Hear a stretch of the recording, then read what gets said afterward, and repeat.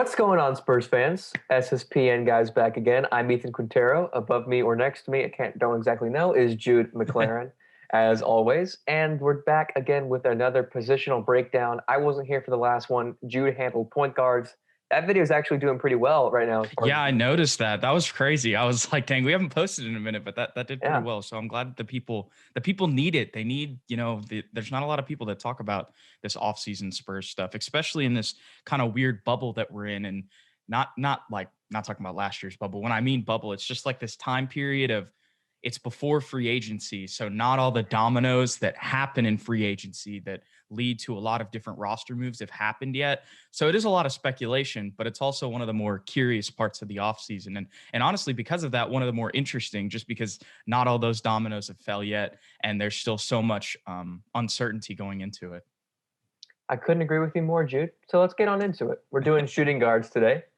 It's a little bit of a weird thing when you do positional breakdowns for the Spurs because we've talked about it. A lot of our guys play a position that they aren't necessarily like supposed to be playing, or they get moved around a lot. Like we've had Rudy playing the 4 for a while. Devin's a 2. He's playing the 3 a lot. But for today, I think we discussed we were going to focus on Lonnie Walker IV and Derrick White. And maybe a little bit of Devin. Yep. Yeah. So this episode, we're going off like where these guys are most likely going to play next season. But like you said, we'll talk a little bit about Devin Vassell because he'll probably see a little bit of time at 2, probably the majority of the time at 3. But these two guys for sure, from what we've seen, are going to play the 2 the most, and that's Derrick White and Lonnie Walker. Who do you want to start off with, Ethan? Let's go ahead and do Derrick. Okay. Your favorite guy? Yes, my favorite player on the Spurs. I think he's the best player on the Spurs. And I think that once again, just like whenever he got COVID and he was coming off that 26 or 25 point game, I believe it was 26 against the Hornets where DeJounte had 25 as well. He got into his rhythm again. He was averaging, I believe, around 21, 22, 5 and 5 over like the past week before he once again, unfortunately, got hurt. And that was just the story of Derrick White this season, unfortunately. I really think that since we saw the bubble last year and even the playoffs before that, he really broke out and he showed that, in types of games like last night, like the Bucks and the Nets, those are games that I really think, I know this sounds crazy, but like from what I have seen of Derrick White in big games, in playoff situations, or obviously the bubble wasn't a playoff, but those 8 games meant more than any of their games in the regular season, right? And then, of course, the playoff series. Those are the games that he lives for. Those are the games where he steps up and plays his best and makes the best plays. I really think that that's when he plays his best. And I think that that's a super valuable asset. And that's why I think that he's so valuable. I think he's invaluable. I'm gonna up you one. Invaluable. Because he does everything that doesn't show up on the stat sheet. He creates havoc on the court for the other team. I love him because of his defensive prowess mostly.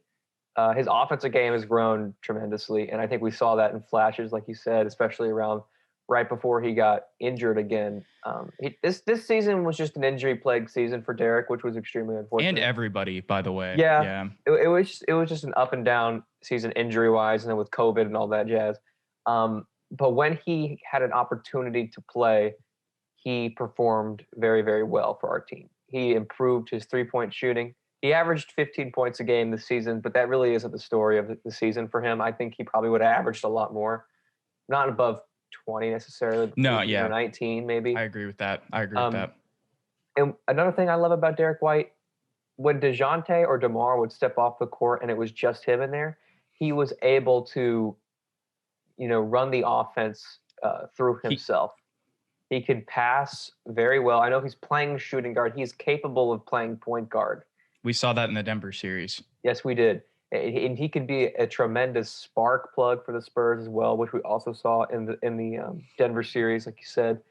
And I think that the ceiling for him is very high. We have a disagreement as far as he could be the number 1 option on like a championship team, but I think his ceiling could be like prime. And this might be going a little far, but prime Manu for the Spurs. I think he plays similarly, maybe a little bit less attacking. It's in his own way, but I see what you're saying. No, I think that's a really good.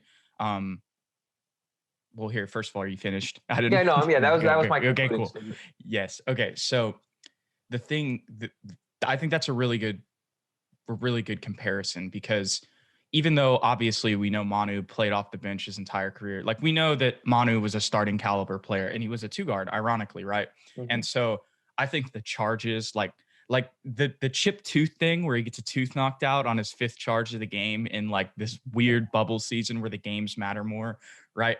That is something that Manu would have done if he was coming up in the same time. So I can totally see that comparison. Obviously, there's differences in their games, like you said, a little bit less aggressive, which I think actually benefits Derrick because we saw that sometimes whenever Manu was too aggressive, that would create turnovers. So I think him not being on that Manu level of aggressiveness helps him have less turnovers, which really just matches who he is as a player, a super efficient player. He's such a pop guy. You can see why they drafted him at 23 or however old he was, and the way that he's developed and the way that his personality, even when you see it in interviews, that's the one thing that I'll say about Derrick that is similar. I'm going to make this comparison, and I don't mean on the floor. This is totally just personality. It's very similar to Timmy, and just kind of, it's not, once again, not exactly the same. I think that Derrick's a little bit more, I guess, I mean, probably not happy to do interviews, but I've seen him do like some ESPN defensive breakdowns on YouTube, which like Timmy would have never even gone on that. You know what I mean? Yeah. But like they're both a little awkward, a little, not too many words that you see, but you see their intensity on the floor. And I think, I will, let me back up a little bit. I love Derrick to death, but I'm with you there too. I don't think that I'm ready to say that he's going to be, I haven't seen anything to show me that he's going to be a first option on a championship team. That's just my hope that he can get there. And that would be awesome if that could happen. But is that really super realistic? Maybe not.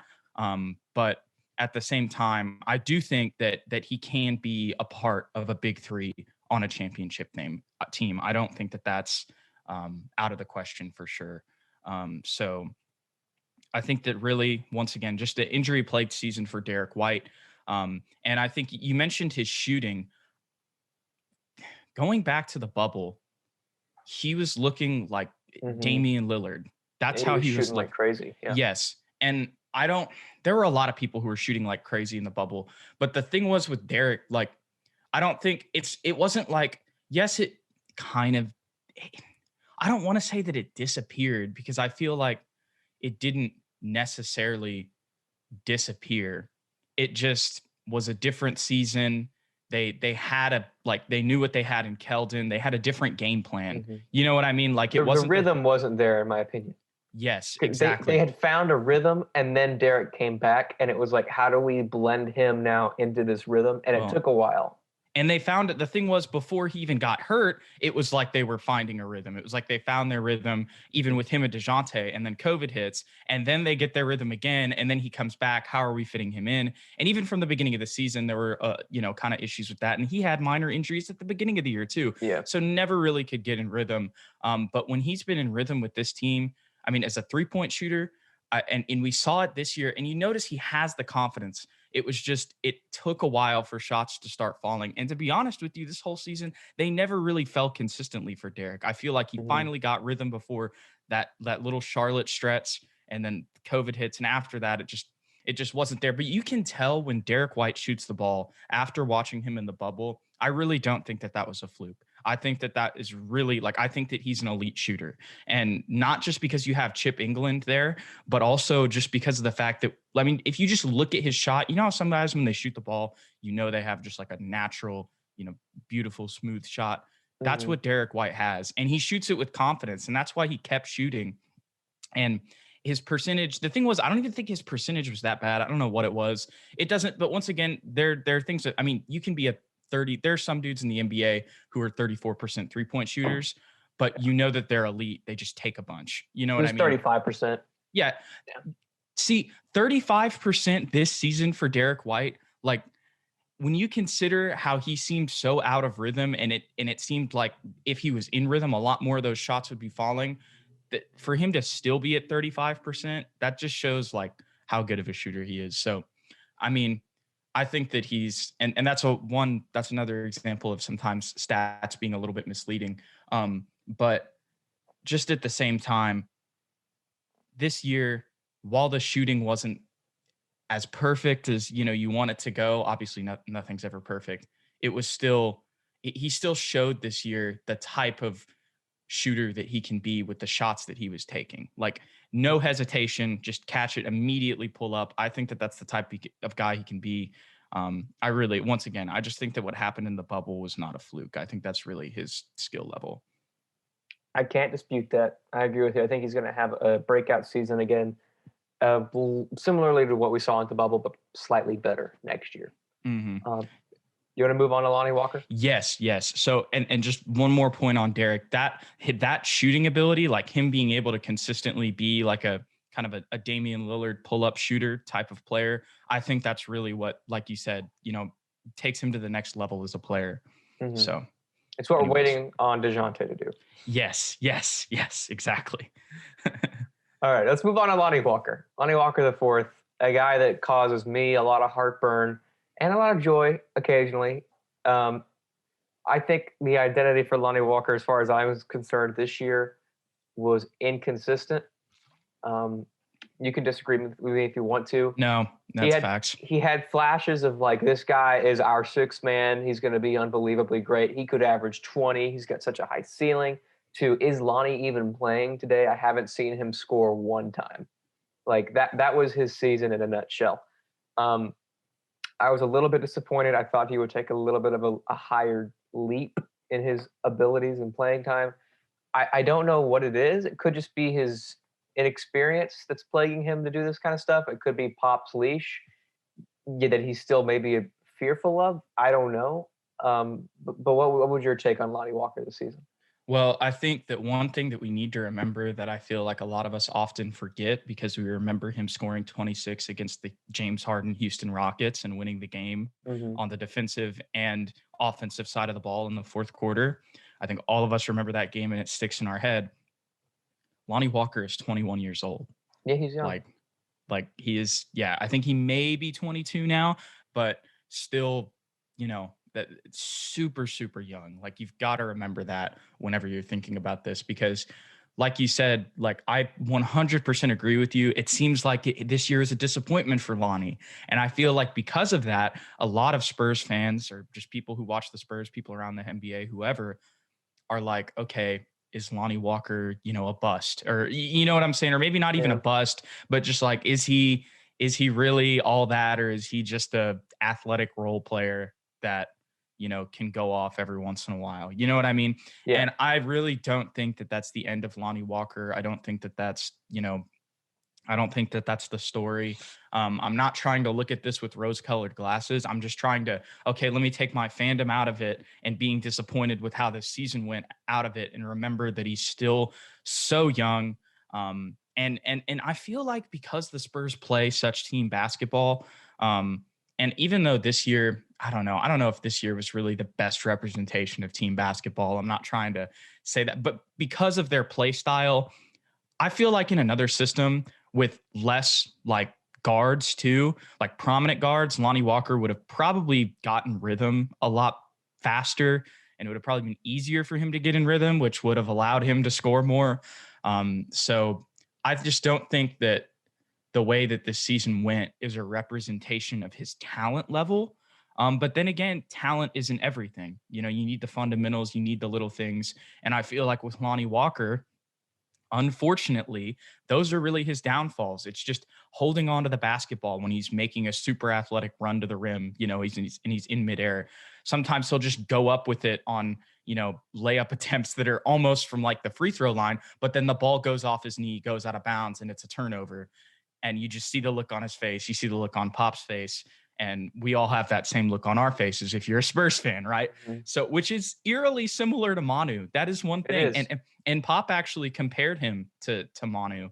So I really think that is, look, when I say that you want Lonnie Walker to be Manu Ginobili, I'm not saying like you want him to be a Hall of Famer. I feel like that's asking too much. I know that he's got an elite talent level, but like asking anybody to be a Hall of Famer, in my opinion, is that's just, I'm not going to ask him to be Manu Ginobili. I just can't do that. Right.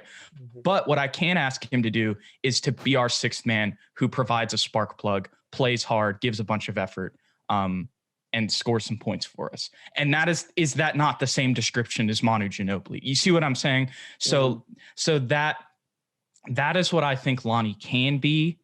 It's just, we're just waiting for him to do it. And I think it's just so tough when like you see the emergence of Devin Vassell, even like Derrick taking, steps up, right?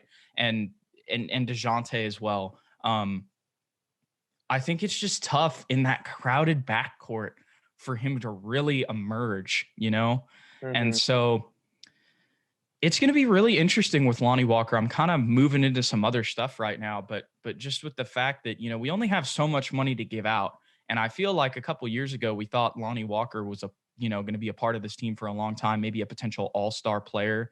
I mean, freaking Jay Williams, or not Jay Williams. I can't believe I'm forgetting his name. He works for ESPN. He has a hairline. Everybody makes fun of him. Jalen Rose. Yes. Yeah. Jalen Rose compared him to freaking Dwayne Wade, which is probably a little bit crazy on draft night, but still that is an example of the type of like hype that Lonnie had coming out of the draft. He kind of fell a little bit too, just like Keldon and all these other guys. Right. So I think we're just really waiting, similar to Derrick White. We're waiting for him to just get in rhythm, and use all of the talents he has to the most maximized value, if that makes sense. Yeah, that makes sense. Yeah, that makes sense. Sorry if my dog's barking right now. I don't know if you can hear it. Yeah, it's okay. Freaking out in the other room. But what I was going to say for Lonnie Walker is I don't want people thinking that I was just completely disappointed with him. Yeah. He did improve from last season to this season, and he has consistently improved. And I think he's a hard worker and all that. We watch his Instagram stories and all that stuff. He grinds during the off season. But another thing I didn't think about until right now, because he's coming off the bench, and this year he had Rudy and Patty, there could have been who were isolation players. Mm-hmm. It could have been that their games don't fit, and he was deferring to the vets a little bit too much than he should have. I don't know if I said that correct. Too often. Yeah. So, in my opinion, before we all get up in arms, I know we all to discuss Spurs fans. Like, if you had to trade someone from the young core, who would it be? Most people have said Lonnie Walker, and that's fair. But I think I'd roll with that too. Yeah, unfortunately, probably me as well. But let's give him next season to prove himself again. And if next year it's the same or worse, then we have our answer. But I think if he's the main guy, like you were talking about, like the Manu role, where it's pretty much going through him, other than Trey Jones, because I think we already talked about Trey Jones, but I think him playing alongside Trey Jones will actually help him, because Trey Jones is not looking to score. Trey Jones is looking to get his other weapons involved, and that's where Lonnie comes in. So I think next year he has an opportunity to be, I want to say 15 points a game. Yeah, I agree. He has more. If they establish him and be like, okay, you've been in the league for this long, you had your vets, you're our sixth man. Mm-hmm. You're our go-to scorer off the bench, right? And all we need is 15. Just get us 15. Yeah. Just go get yours, Lonnie. Like, and I think a lot of those little mistakes, like him turning the ball over, like they're kind of fundamental things. Him getting too excited, basically. Yeah. You know what I mean? And that is such a young player thing. Like, that is something that eventually players grow out of. This is a common thing that, I mean, maybe some guys never do, but most players, like in Lonnie Walker's mold, and maybe I'm wrong. Y'all can tell me in the comments if I just don't know what I'm talking about and I'm completely wrong. But like, I think that a player on his trajectory with just a certain amount of like reps, like that is just, those things are going to stop happening. Like as the more experience you gain. So, and I think with him getting the ball more this year, ideally, unless, they do something crazy and we just have a bunch of veterans on the bench again. But, once again, this is all not barring that. If he is going to be our backup too, I really think that that's going to help him out. I think that he'll still make mistakes, but I think that it's reasonable to believe that he should really make that jump this year. Because I feel like a lot of Spurs fans, like you said, we don't want to hop off the train right now, with the way that last year went. I think we can give him a little bit of a mulligan. Mhm. Just because I think that the Patty Rudy point that you made was just fantastic, because those are ISO guys. And really, Lonnie's game is a lot of isolation. Like, he Mhm. has become a better spot up shooter. You talked about improvements. That's something that he got a lot Yes. better at, which is huge, because he really wasn't that type of guy coming out of college. Now we just need to see him consistently with the ball in his hands. Can he consistently make plays? Because that's what we thought he was going to be when we drafted him. Yeah. I agree, Jude. I agree. Do you have any final points? Because that's pretty No, much all man. I had to say about Derrick. And I think that's perfect on our time here, too. We're going to Yeah. wrap it up in about 20 minutes. Perfect. Well, thank you guys so much for watching our shooting guard positional breakdown here on SSPN. Make sure you get in tune with our podcasts on all podcast platforms. That's Apple Podcasts and Spotify, all that jazz. It's on Google, everywhere, like whatever you use. So, and check out our other videos here as well on our YouTube channel. Like and subscribe, all that stuff. Comment if you want to see something else from us, or if you have any disagreements. We always love to talk to you guys in the comment section. And if you don't have any other questions or concerns, Jude, I'm Ethan Quintero. That's Jude McClaren. And we will catch you guys with our next positional breakdown, small forwards. Thank you guys for watching. go Spurs, go.